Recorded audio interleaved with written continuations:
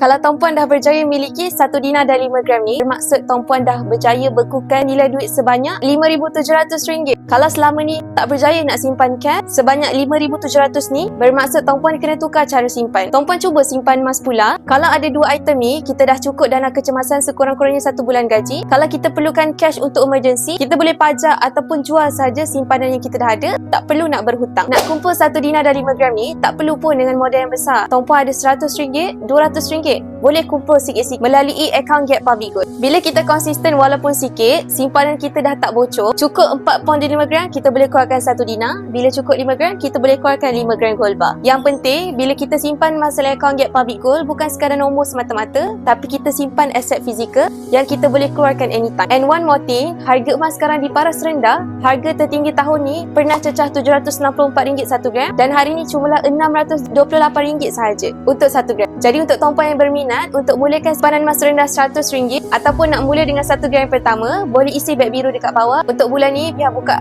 hanya 100 slot untuk penyimpan emas baru. Boleh cepat-cepat grab the chance dengan simpanan emas yang pertama dekat Public Gold. Nak belajar lebih banyak ilmu emas dan kewangan, boleh follow Bihara Parapan.